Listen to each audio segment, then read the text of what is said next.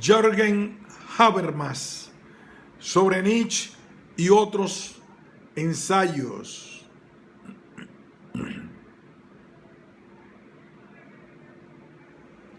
Prólogo.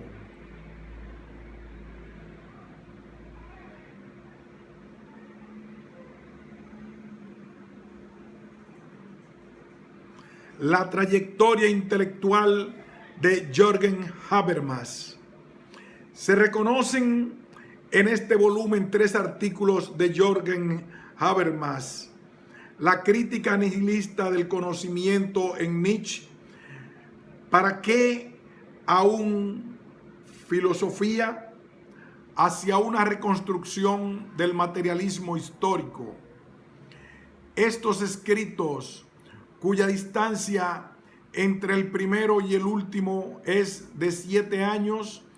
abarcan desde las preocupaciones características de un ciclo de trabajo que se cierra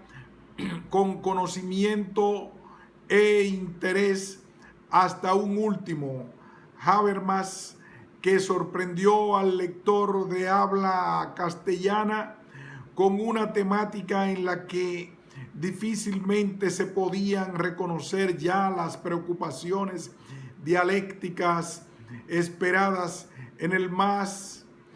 señalado heredero de la escuela de Frankfurt. Difícilmente cabía ver en ese escrito algo más que teoría sociológica, una hipótesis cuidadosamente construida de una teoría de la evolución social. El escrito sobre Nietzsche, o sería mejor decir a propósito de Nietzsche, plantea un problema al que se apuntan soluciones en una dirección que Habermas estaba explorando por las mismas fechas y que después sería abandonada. El escrito ¿para qué aún filosofía?, tema una y otra vez abordado por Habermas, mantiene hoy la vigencia de un planteamiento al que no compromete ningún tipo de incursión en las cuestiones de fondo. La obra de Habermas en esos 7 u 8 años, o más exactamente desde la inicial exposición de un programa de investigación en una lección inaugural de 1965 que lleva el título de Conocimiento e Interés, sino ya desde los escritos mismos que integran Teoría y Práctica, 1963, se ha distinguido por sus búsquedas, abandonos, vueltas a lo iniciado, aproximaciones provisionales a temas marginales inexplorados, para tal vez volver a abandonarlos. Nada más proteico que la obra realizada en esos años por nuestro autor, en la que, sin embargo, se perfila poco a poco uno de los procesos de transformación intelectual más fascinantes de ese decenio, y un planteamiento con líneas cada vez más nítidas, aunque durante su gestación confuso e inseguro en sus especificaciones, planteamiento del que nos atreveríamos a decir que ha sido uno de los más productivos en la filosofía y en la sociología contemporáneas. Al lector de habla castellana tal vez le faltan los hitos de ese proceso y de sus realizaciones finales, en las que tras el largo y penoso periodo de planteamientos viene cristalizando, sino un avance de soluciones. ¿Quién podría tenerlas hoy, ni tan siquiera a nivel teórico? Si el proceso de una producción segura actualmente de sí misma hacia una reconstrucción del materialismo histórico es tal vez el primer indicador con que hemos contado en castellano de ese proceso de producción. Le antecede en el tiempo notas sobre el concepto de competencia de rol, que representa el primer contacto de Habermas con la tradición de investigación de la psicología evolutiva de Piaget y de Kohlberg. A este ciclo de temas pertenece la mayoría de los escritos recogidos sobre la reconstrucción del materialismo histórico. A un segundo ciclo de temas pertenece teorías de la verdad, al que antecedió una versión del mismo asunto. Notas introductorias a una teoría de la competencia comunicativa, realizada durante la discusión con Niklas Luhmann, y que con juego de lenguaje, intención y significación representa la primera expresión del acercamiento de Habermas a la filosofía analítica. Este segundo ciclo de temas tiene otra realización importante en qué significa pragmática universal, al que preceden una serie de breves escritos que van de 1971 a 1976. Tanto al primero como al segundo de estos ciclos hay que hacerles preceder la pretensión de universalidad de la hermenéutica, escrito en el que por primera vez se plantea con nitidez el problema a que ambos responden. Un tercer ciclo de temas lo constituirían los abordados en problemas de legitimación en el capitalismo tardío, libro en el que se prosigue el desarrollo de una temática ya vieja en la obra de Habermas. Hitos en el desarrollo de esa temática, si bien en un marco teórico distinto, los constituyeron sobre el concepto de participación política, cambio estructural de la opinión pública y ciencia y técnica como ideología. Estos tres ciclos temáticos, nunca totalmente diferenciados, se integran plenamente por primera vez en la teoría de la acción comunicativa, obra cuya estructura solamente recuerda sobre la lógica de las ciencias sociales. Esos tres ciclos temáticos circunscriben un marco en el que los problemas están definitivamente planteados, marco que representa la salida de una situación de particular miseria en la historia de la teoría crítica, de la que el lector de habla castellana dispone de un indicador en la aportación de Habermas a la disputa sobre el positivismo en la sociología alemana. Disputa en la que, ante los problemas que se le plantean, la teoría crítica tiene que limitarse a responder que en realidad sus adversarios tampoco tienen mucho que decir. En ese nuevo marco surge un Habermas algo sorprendente, en el que la tradición dialéctica pierde su nombre tras un lento proceso de disolución interna, y en el que, tras negarse a sí misma, acaba abarcando toda la problemática sustantiva y metodológica de las ciencias sociales contemporáneas.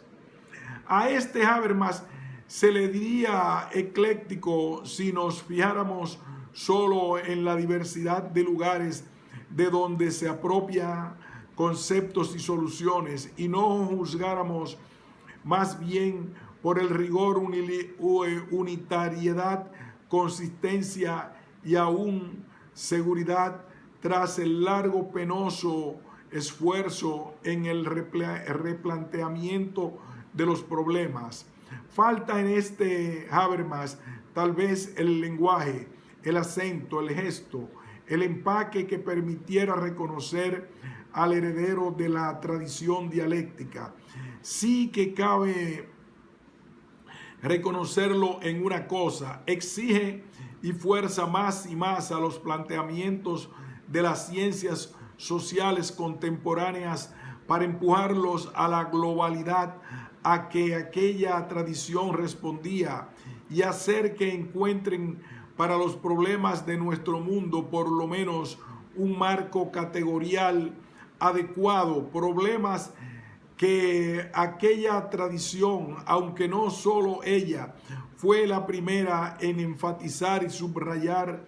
y en cuya elaboración llegó al límite de sí misma, reduciéndose al silencio.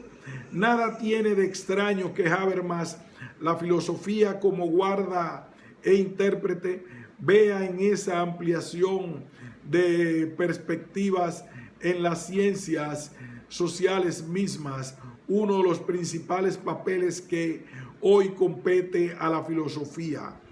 Desde mediados de los años 60, Habermas se ve envuelto en un importante fenómeno en la historia del pensamiento contemporáneo, y que podríamos caracterizar como el de la autodisolución de la tradición dialéctica, de la filosofía de la reflexión, del planteamiento filosófico sujeto-objeto.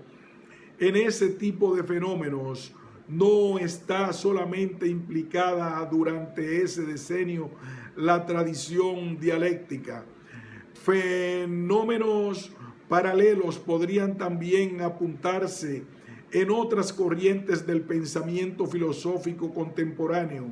señaladamente en los desarrollos de la filosofía analítica que siguen al segundo Wittgenstein,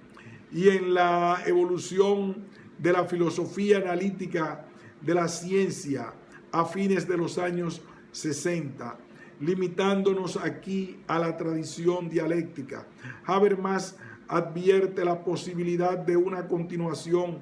en esa dirección precisamente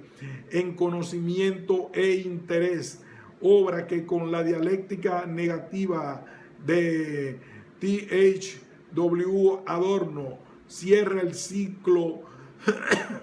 de las realizaciones más significativas de esa tradición. Después de esa experiencia, la filosofía ni puede pretender asegurarse un terreno propio por encima o al lado de las ciencias, cosa que ya había quedado consecuentemente excluida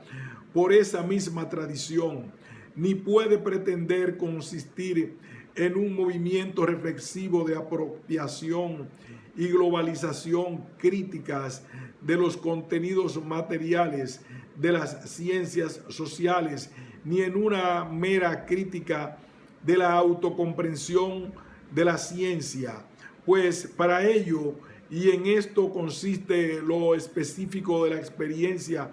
de esos años, no tiene más remedio que seguir apoyada en los residuos de una tradición que amenaza ruina, tradición con respecto a la cual hay que abandonar cualquier esperanza de poderla restaurar, pues muy consecuentemente la tradición crítica se había privado de los medios para ello.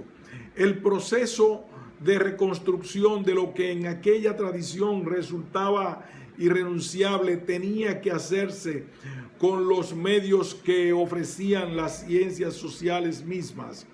Sus estrecheces metodológicas y la unilateralidad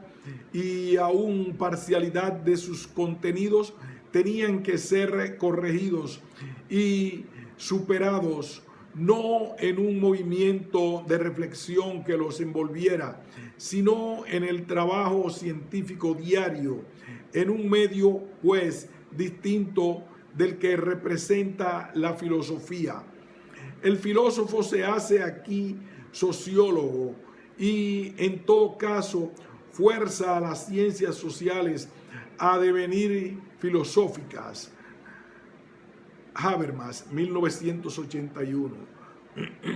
Parece que en el contexto de esta tradición, este es el destino de todo filósofo, aún del que quiera seguir siéndolo. De hecho, y tal vez para mostrarlo, Habermas se ha convertido hoy en uno de los principales exponentes de la teoría sociológica contemporánea. Los dos primeros artículos que se recogen en este volumen pertenecen a ese penoso periodo de tránsito que el propio Habermas entiende como el proceso de lenta sustitución del paradigma de la filosofía de la conciencia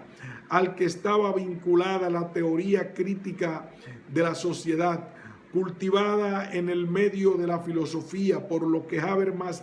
llama el paradigma